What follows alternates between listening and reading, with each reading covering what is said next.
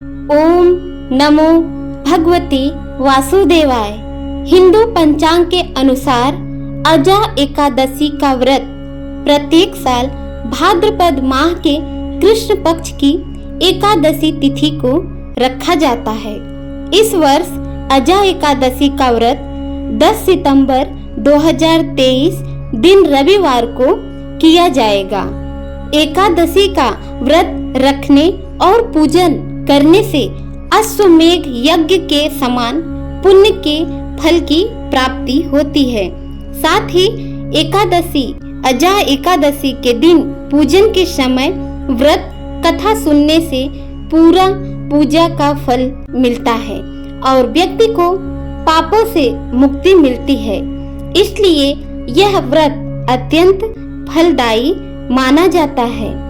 अजा एकादशी व्रत भगवान विष्णु को अतिशय प्रिय होते हैं। जो भी श्रद्धालु एकादशी का व्रत धारण करते हैं वह भगवान श्री विष्णु की विशेष कृपा के भागीदार होते हैं। इस दिन श्री हरि भगवान विष्णु की तथा माता लक्ष्मी की भी पूजा अर्चना होती है। एकादशी के दिन व्रत उपवास रखकर रात्रि जागरण करके श्री हरि विष्णु जी का पूजन अर्चन तथा ध्यान किया जाता है। इस व्रत को धारण करने वाले जातक सभी कष्टों से निवारण पाते हैं और भगवान विष्णु माता लक्ष्मी से आशीर्वाद प्राप्त करते हैं। हालांकि एकादशी के दिन कुछ नियमों का पालन अवश्य करना चाहिए, जो इस प्रकार हैं। अजा एकादशी व्रत के दिन भूल कर भी जुआ नहीं खेलना चाहिए। अजा एकादशी व्रत में रात को सोना नहीं चाहिए। व्रती को पूरी रात भगवान विष्णु की भक्ति मंत्र जप और जागरण करना चाहिए तथा विष्णु सहस्त्र नाम स्तोत्रम का पाठ भी करना चाहिए। एकादशी व्रत के दिन भूल कर भी चोरी नहीं करनी चाहिए। इस दिन क्रोध और झूठ बोलने से बचना चाहिए। एकादशी के दिन सुबह जल्दी उठना चाहिए और शाम के समय सोना नहीं चाहिए। एकादशी का व्रत करने वाला व्रती इस दिन सुबह उठकर जल्दी स्नान कर लेना चाहिए और भगवान विष्णु की प्रतिमा या उनके चित्र को स्थापित करना चाहिए। भगवान विष्णु की विधि विधान से पूजा और अर्चना करनी चाहिए। पूजा के दौरान भगवान श्री कृष्ण के भजन और भगवान विष्णु के विष्णु सहस्त्र नाम का पाठ करते रहना चाहिए।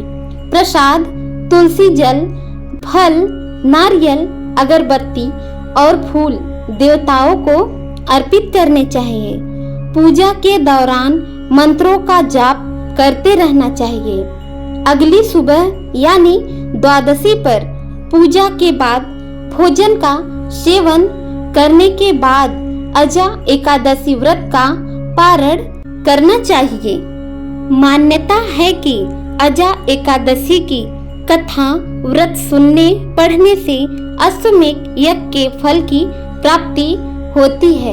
इसलिए इस दिन अजा एकादशी व्रत की कथा अवश्य सुननी चाहिए, जो इस प्रकार है। महाराज युधिष्ठिर ने भगवान श्री कृष्ण से पूछा कि हे माधव, अजा एकादशी का व्रत क्या है तथा इसे क्यों धारण किया जाता है? इसको धारण करने से क्या लाभ होगा?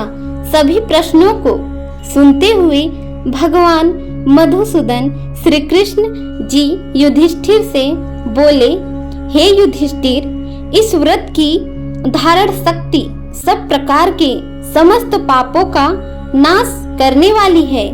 इस एकादशी के दिन भगवान श्री विष्णु जी की पूजा की जाती है। जो मनुष्य इस दिन भगवान ऋषिकेश की पूजा करता है उसको वैकुंठ की प्राप्ति अवश्य होती है। अब आप इसकी कथा सुनिए। प्राचीन काल में हरिश्चंद्र नामक एक चक्रवर्ती राजा राज्य करता था। राजा हरिश्चंद्र अपनी सभ्यता पर अडिग थे तथा उन्हें सत्य के अलावा कुछ भी दिखाई नहीं देता था और उनके मुख से कभी भी असत्य शब्द नहीं निकला करते थे। कहते हैं जब भी किसी को सत्य के ऊपर अडिग रहने की प्रतिज्ञा की हो तो उन्हें परीक्षा भी देनी पड़ती है। इसी के चलते राजा हरिश्चंद्र को अपने सत्य की परीक्षा भी देनी पड़ी और चल समय की गति ऐसी बनी कि उन्हें अपना राजपाट छोड़ना पड़ा। यहाँ तक कि उन्हें अपने पुत्र और पत्नी को भी बेचना पड़ा। ऐसी ही कई कष्ट राजा हरिश्चंद्र सहते आ रहे थे, परंतु अपनी सत्यता को उन्होंने कभी नहीं छोड़ा। राजा हरिश्चंद्र ने चांडाल का कार्य शुरू कर दिया और शमशान भूमि पर आ रहे मुर्दों के वस्त्र धारण करने लगे। राजा हरिश्चंद्र अपनी सत्यता की परीक्षा देते हुए चांडाल वेश में मुर्दे जलाते रहे। ऐसा कर्म करते करते राजा हरिश्चंद्र को कई वर्ष बीत गए। अपने अतीत के बारे में सोचकर राजा काफी उदास होने लगे और सोचने लगे कि सत्यता की इतनी कठिन परीक्षा अगर होगी तो शायद कोई सत्य नहीं बोलेगा। ऐसा ही कुछ सोच ही रहे थे कि उन्हें गौतम ऋषि मिल गए। गौतम ऋषि एक श्रेष्ठ मुनि थे। उन्होंने राजा से दुख का कारण पूछा तो राजा ने संपूर्ण विवरण उन्हें सुना दिया।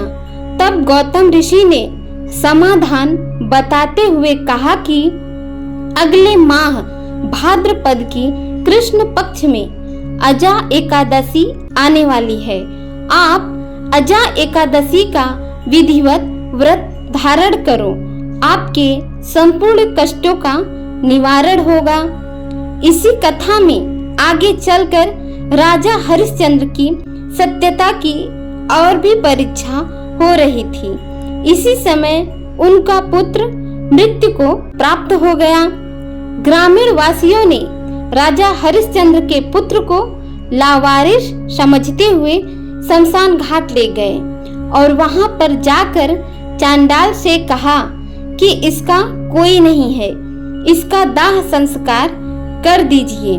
तब राजा हरिश्चंद्र ने कहा कि यहाँ पर आपको कुछ न कुछ देना ही होगा, तभी इसका दाह संस्कार हो सकता है, अन्यथा नहीं होगा। इस बात को लेकर ग्रामीण कहने लगे कि हमारे पास आपको देने के लिए कुछ भी नहीं है, आप इसका निःशुल्क ही दाह संस्कार कर दीजिए। तब राजा हरिश्चंद्र ने कहा, दाह संस्कार करने से मना कर दिया और राजा हरिश्चंद्र का पुत्र रोहतास मृत अवस्था में ही शमशान घाट में ही पड़ा रहा, परंतु राजा हरिश्चंद्र ने उसका दाह संस्कार नहीं किया। चांडाल से वजह जानकर ग्रामीणों ने, कुछ समझदार व्यक्तियों ने राजा हरिश्चंद्र को कुछ ना कुछ देने का वादा किया। तब जाकर राजा हरिश्चंद्र ने रोहतास की चिता सजाई। यहाँ विधि को तो कुछ और ही मंजूर था। राजा हरिश्चंद्र द्वारा किए गए एकादशी व्रत का प्रताप, सत्यता की परीक्षा अब समाप्त होने वाली थी। जैसे ही राजा हरिश्चंद्र ने रोहितास को अग्नि देने की कोशिश की, तभी वर्षा होने लगी और चिता बुझ गई। साक्षात भगवान विष्णु वहां पर प्रकट हो गए। राजा हरिश्चंद्र को उनकी सत्यता पर बधाई देते हुए इस समय राजा हरिश्चंद्र का पुत्र जीवित हो उठा और उनकी स्त्री जो कि किसी के यहाँ पर बेची जा चुकी थी, वह भी वहाँ पर एक रानी के रूप में प्रकट हो जाती है। राजा हरिश्चंद्र यह सब देखकर कुछ समझ नहीं पाते हैं। तब भगवान विष्णु स्वयं कहते हैं कि यह आपकी एक सत्यता की परीक्षा थी। राजा हरिश्चंद्र इस बात पर अति प्रसन्न होते हैं तथा भगवान से कहते हैं कि हे प्रभु, इस प्रकार की कठिन परीक्षा आप किसी आम आदमी की मत लेना, क्योंकि सत्यता की इतनी कठिन परीक्षा शायद कोई नहीं दे पाएगा।